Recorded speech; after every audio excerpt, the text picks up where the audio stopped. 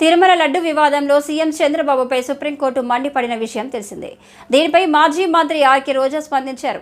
తమ అధినేత జగన్ను టార్గెట్ చేయాలనే చంద్రబాబు ఈ ఆరోపణలు చేశారని చెప్పారు. ఈ వివాదంపై సిబిఐ విచారణకు సుప్రీంకోర్టు ఆదేశాలు ఇవ్వాలని కోరారు. చంద్రబాబు పరిధిలోని సిట్ దీనికి విచారణ జరిపితే నిజాలు బయటకు రావని అభిప్రాయపడ్డారు.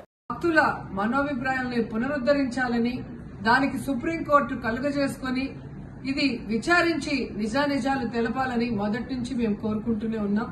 ఈరోజు సుప్రీంకోర్టు ఈ కేసుని స్వీకరించడం జరిగింది. ఈ కేసులో సుప్రీంకోర్టు కనుక కరెక్ట్ గా విచారిస్తే చంద్రబాబు నాయుడు అన్కో చేసిన అబద్దాలు ఖచ్చితంగా బయటకు వస్తాయి.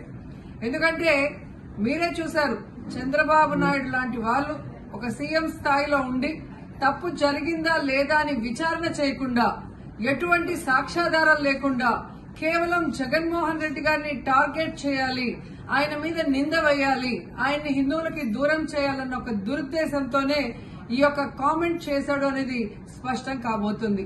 ఎందుకంటే ఈరోజు సుప్రీంకోర్టు ఈ కేసు తీసుకునేంత వరకు, ఆ డేట్ అనౌన్స్ చేసేంత వరకు సిట్ వేయనే లేదు. అంటే ఉన్నత స్థాయి విచారణ ఎక్కొట్టాలి, ఉన్నత స్థాయి విచారణ జరిగితే తాను చెప్పిన అబద్దం బయటపడుతుందన్న భయంతో సిట్ ని హడావిడిగా ఏర్పాటు చేయడం మనందరం కూడా గమనించాలి. మొదటి నుంచి మాకు సిట్ మీద ఎందుకు నమ్మకం లేదు అంటే, తన పరిధిలో ఉన్న సిట్ ని చంద్రబాబు నాయుడు వేస్తే ఆల్రెడీ తను ఒక జడ్జిమెంట్ ఇచ్చేశాడు కాబట్టి దానికి లోబడే అధికారులు అబద్దాలు మాట్లాడతారు, నిజాలు చెప్పరు. ఎందుకంటే ఈరోజు సిట్ లో వేసిన అధికారి అడిషనల్ డీజీ, ఆయన కన్నా పెద్ద ర్యాంక్ లో ఉన్న టీటీడీ ఈఓ, ఐఏఎస్ ఆఫీసరు మొదట మాట్లాడిన స్టేట్మెంట్ కి చంద్రబాబు నాయుడు గారు అబద్దం చెప్పిన స్టేట్మెంట్ తర్వాత మాట్లాడిన దానికి తేడా చూస్తేనే ఈ సిట్ అనేది సిట్ అండ్ స్టాండ్ కి తప్ప దేనికి పనికిరాదనేది అర్థమైంది.